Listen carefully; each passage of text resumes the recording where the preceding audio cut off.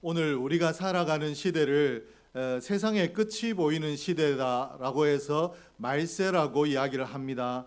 종말이 가까운 때 말세라고 이야기하는데 왜 그러면 오늘 상황을 들어서 말세라고 이야기하는가? 성경에 보면 말세는 이러한 현상들이 일어난다라고 말세에 일어날 현상들을 기록해 두고 있는데 그러한 현상들이 오늘 우리가 살아가는 시대에 일어나기 때문에 오늘의 시대를 성경이 가르치는 말세와 가까워 있다. 그리고 곧 말세가 이를 것이다 라고 이야기를 합니다. 디모데후서 3장 1절에서 5절에 보면 너는 이것을 알라. 말세에 고통하는 때가 이르러 사람들이 자기를 사랑하며 돈을 사랑하며 자랑하며 교만하며 비방하며 부모를 거역하며 감사하지 아니하며 거룩하지 아니하며 무정하며 원통함을 풀지 아니하며 모함하며 절제하지 못하며 사나우며 선한 것을 좋아하지 아니하며 배신하며 조급하며 자만하며 쾌락을 사랑하기를 하나님 사랑하는 것보다 더하며 경건의 모양은 있으나 경건의 능력은 부인하니 이 같은 자들에게서 내가 돌아서라. 말세에 어떠한 일이 일어나겠는가? 말세가 되면 세상에 어떤 일들이 횡행하고 또 어떠한 일들이 사라지겠는가에 대해서 기록을 해 두고 있는데 이 말세의 증상들이 오늘 방금 읽었던 디모데후서 3장 1절에서 5절의 내용들이 오늘 시대에 거의 그대로 일어난다라고 보면 틀림이 없습니다. 그래서 오늘 많은 사람들이 특히 믿음의 사람들이 오늘날을 일컬어서 말세 지말이다라고 이야기하고 있는데 이 말세의 정도가 얼마나 깊어져야 주님 오실지 알 수는 없지만 확실한 것은 오늘 일어나는 상황들을 보니 이 시대가 말세에 가까워 있다라는 것입니다. 오늘 이 말세의 현상들 중에 어떤 말씀이 있는가 하면 감사하지 아니하며 라는 말씀이 있습니다. 말세가 되면 사람들이 감사하지 않는다라는 것입니다. 오늘 이 감사하지 아니하며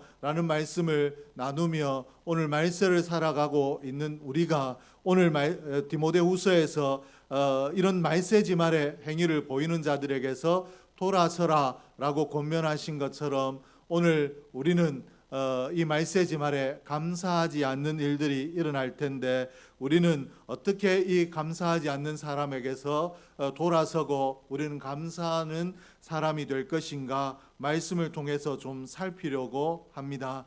감사가 사라진다면 얼마나 이 세상이 삭막한 세상이 되겠는가 우리가 미루어 짐작할 수 있는데 오늘 우리가 읽었던 디모데후서 3장에서는 뭐라고 이야기하고 있는가 하면 이 말세의 때를 고통의 때가 이른다라고 이렇게 기록을 했습니다.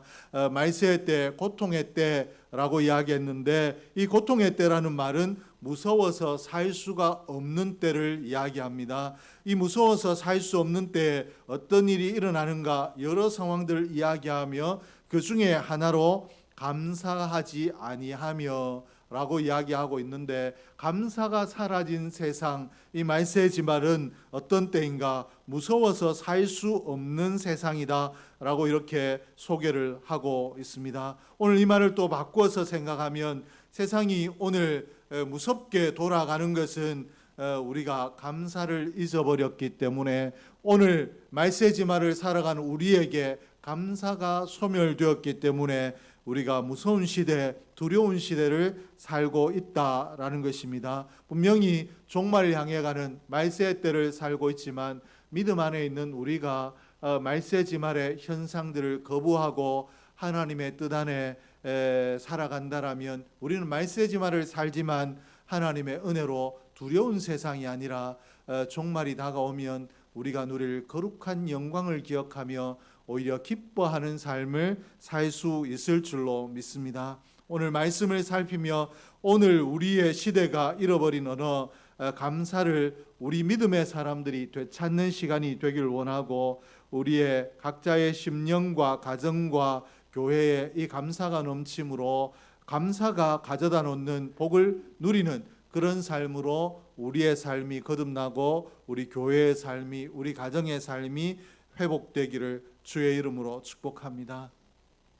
오늘 본문 말씀은 예수님께서 예루살렘 입성을 위해 사마리아로 들어가실 때 일어난 일인데, 예수님께서 사마리아로 들어가실 때 일단의 무리들이 예수 선생님이여 라고 부르며 우리를 불쌍히 여기소서라고 소리를 질렀습니다. 예수님께 가까이 나아가지 못하고 그러나 예수님이 자신들의 소리를 들어야 되겠기에 멀리서 소리를 질러서 우리를 불쌍히 여겨달라라고 이렇게 소리를 질렀습니다. 이들이 왜 멀리서 소리를 질렀는가? 이들이 나병 환자였기 때문인데, 이 나병 환자가 왜 예수님께 가까이 나아가지 못하고 멀리서 자기의 소원을 소리 질러 아뢰고 있는가?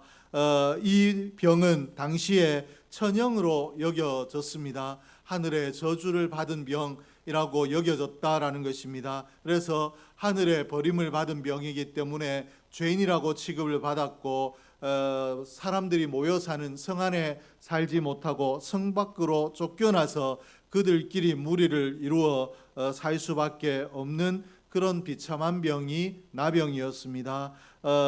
이 나병의 진단을 누가 했는가 하면 그 당시에 제사장들이 했습니다. 제사장들이 성경의 나병의 증상은 이러하다라고 하고 있는 이 현상들이 몸에 일어난 사람을 나병 환자라고 선포하면 그는 즉시로 공동체에서 나가 격리된 삶을 살아야 되고, 아무리 필요한 것이 있고 가족이 보고 싶고 그 마음에 동요되는 것이 있어도 공동체 안으로 돌아올 수가 없었습니다. 그리고 그들이 돌아올 수 있는 방법은 어떤 방법인가? 내가 몸이 나은 것 같다라고 판단되면 제사장에게 나가서 내게 나병이 내가 나았는지 살펴보십시오라고 자기 몸을 보이고, 제사장이 실제로 나병의 증상들이 다 사라졌다, 이제 고침을 받았다라고 선포를 하면 그제서야 가족에게로 돌아갈 수 있고 공동체 안으로 들어갈 수 있었습니다.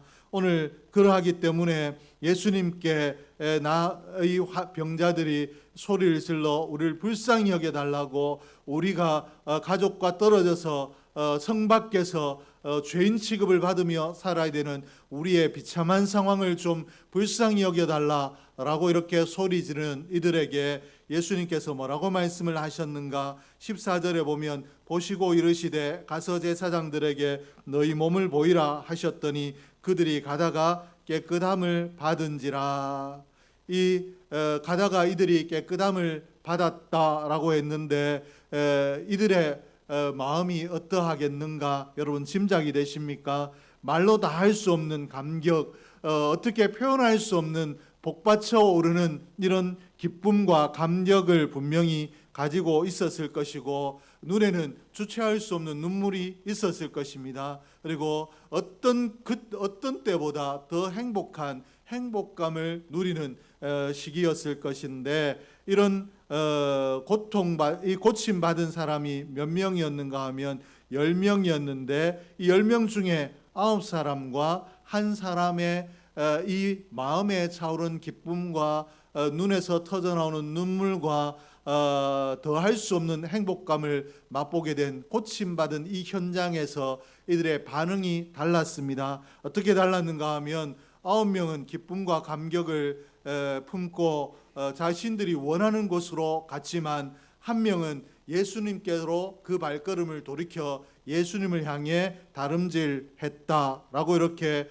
소개하고 있습니다. 왜 예수님께로 그 걸음을 다름질했는가?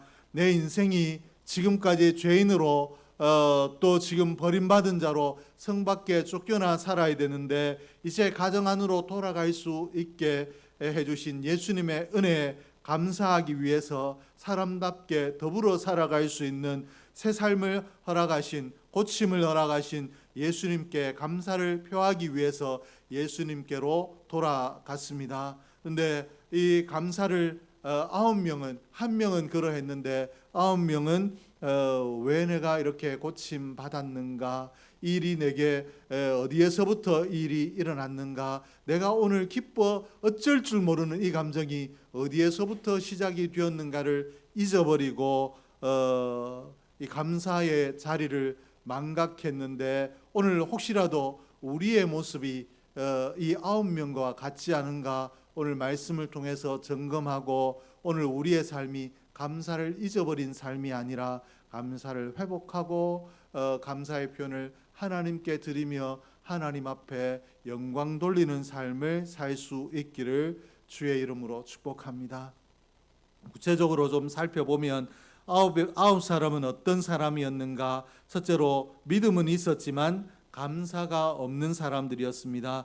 14절 말씀에 보시고 이르시되 가서 제사장들에게 너희 몸을 보이라 하셨더니 그들이 가다가 깨끗함을 받은지라. 가다가 깨끗함을 받은지라 라고 이렇게 표현을 하고 있는데 오늘 이들이 가다가 깨끗함을 받았다 이 말이 무슨 말인가?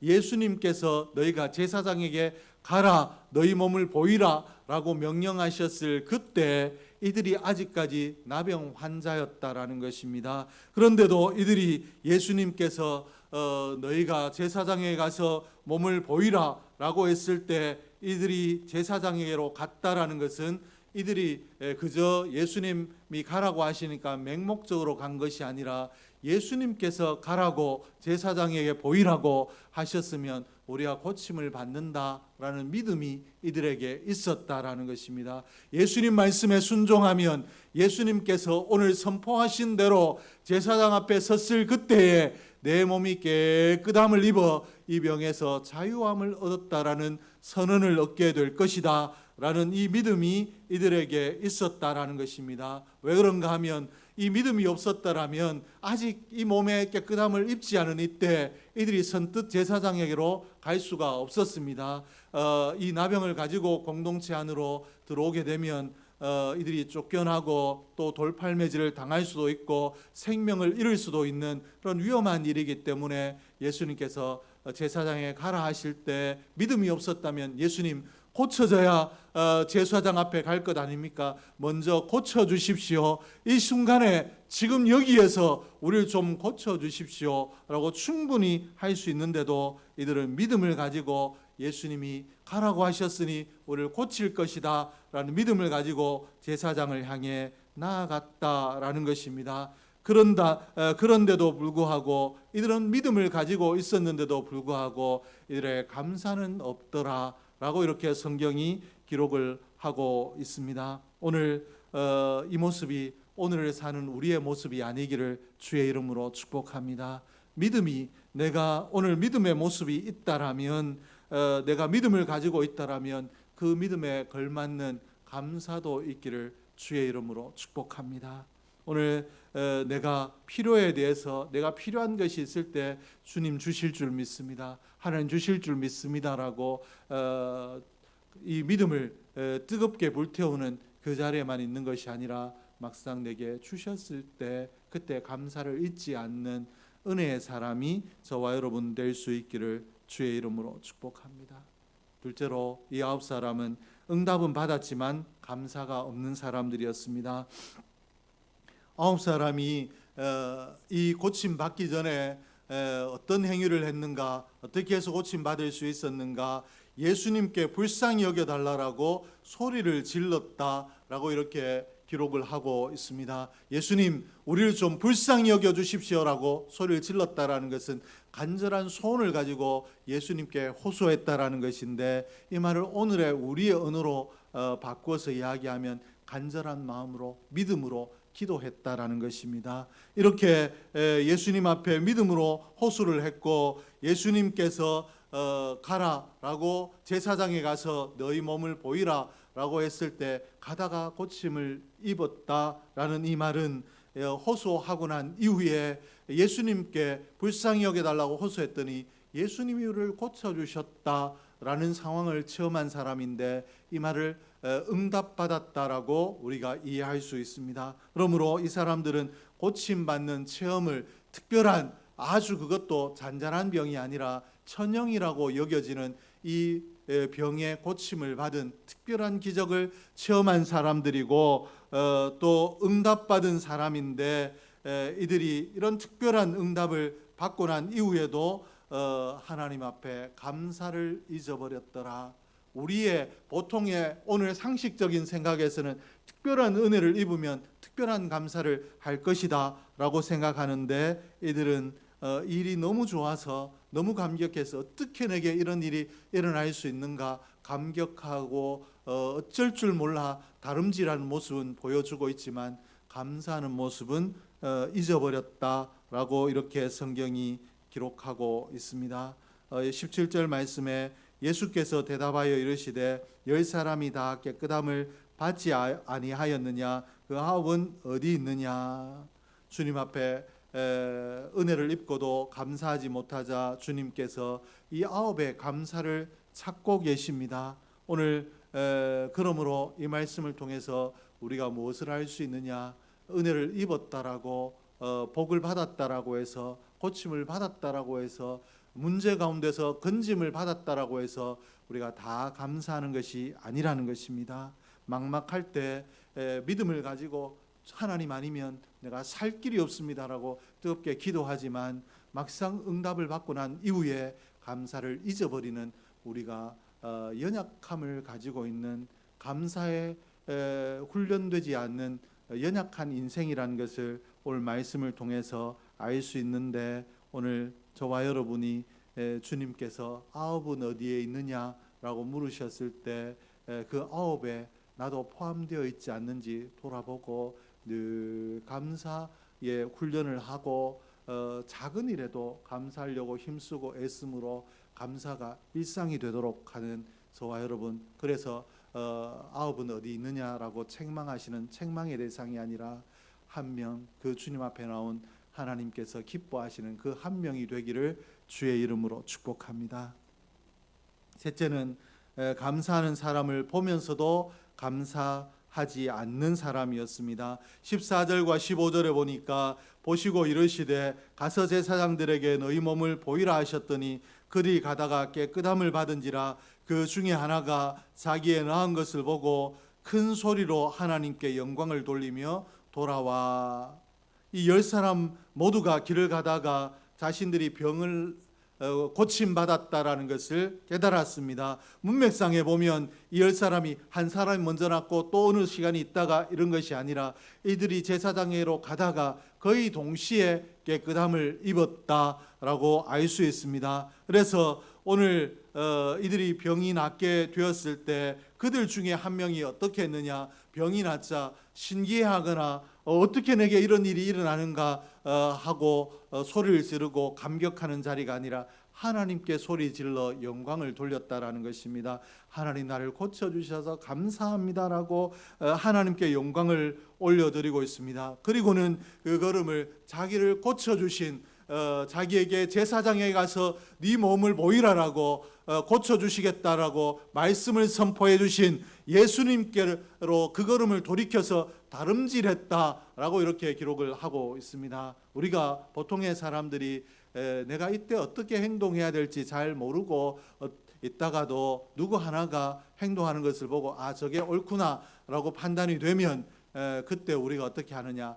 따라서 하는 습성이 우리에게 있습니다. 이것은 우리뿐만 아니라 모든 사람에게 있습니다. 그러므로 오늘 이들이 한 명이 하나님께 감사하고 영광을 올리며 예수님께로 돌아갔다. 이때 이들이 자기에게 내 몸이 나았다는 걸 신기해하고 있던 그 자리에서 아 저렇게 해야 되는구나 교훈을 얻고 깨달음을 얻을 수 있었는데도 불구하고 이들이 그 감사하는 사람을 보고 예수님께로 다름질하는 사람을 보면서도 이 사람들이 자기가 원하는 것으로 갔다라고 이렇게 소개를 하고 있습니다. 그런데 이 9명과 한 사람을 오늘 성경이 또 어떻게 비교하고 있는가 하며 하나님께 감사하며 영광을 돌린 사람을 어떤 사람이라고 이야기하고 있는가 하면 사마리아 사람이라고 기록을 하고 있습니다. 이 한 사람이 사마리아 사람이었다라고 똑 떼어서 이 사람의 신분을 출신을 이야기하고 있다라면 나머지는 유다 사람이었을 것입니다. 그러므로 10명 중에 사마리아 사람 한 사람만 감사하러 왔느냐라고 이렇게 말씀하신 것인데 18절 말씀해 보니까 이 이방인 외에는 하나님께 영광을 돌리러 온 자가 없느냐 하시고 이렇게 이방인만 돌아왔다라고 감사하러 왔다라고 강조하고 있는 것은 이 9사람이 유다 사람이고 믿음의 사람인데 왜 이들이 감사할 줄 모르느냐라고 이들을 책망하는 것입니다. 여기에서 우리가 깊이 깨달아야 될 교훈이 있는데 내가 신앙의 연수가 오래되었다라고 해서 감사를 잘 하는 사람이 아니라 또 교회를 잘 알고 예수님에 대해서 더 많이 알고 또 여러 가지 종교적인 가르침과 교훈을 많이 안다라고 해서 하나님 기뻐하시는 감사의 삶을 사는 사람이 저절로 되는 것이 아니라는 것입니다.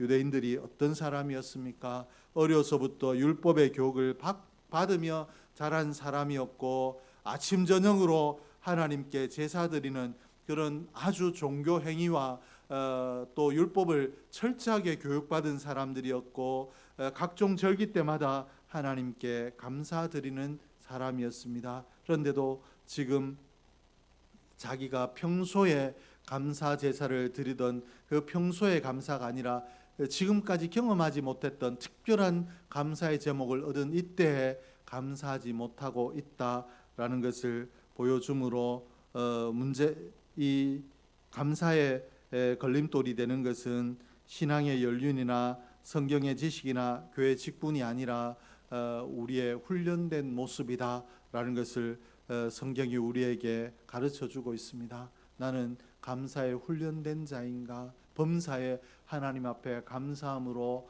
감사가 내 신앙의 색깔이 되어 있는가? 우리의 삶을 돌이켜 볼 수 있기를 주의 이름으로 축복합니다. 내가 지난 날보다 오늘 신앙의 연수가 더한 오늘 더 감사하고 있는가? 내가 더 겸손하고 더 감사하는 자로 살고 있는가를 점검하고 하나님께 내가 거꾸로 사는 사람, 신앙의 연수가 깊어질수록 더 감사하는 사람이 되어야 되는데 그렇지 못하고 당연하게 받아들이는 메마른 가슴으로 살아가고 있지 않는가 돌아볼 수 있는 저와 여러분 될 수 있기를 원합니다. 왜 돌아봐야 되는가? 윤적은 왜 돌아봐야 될 것 같아요?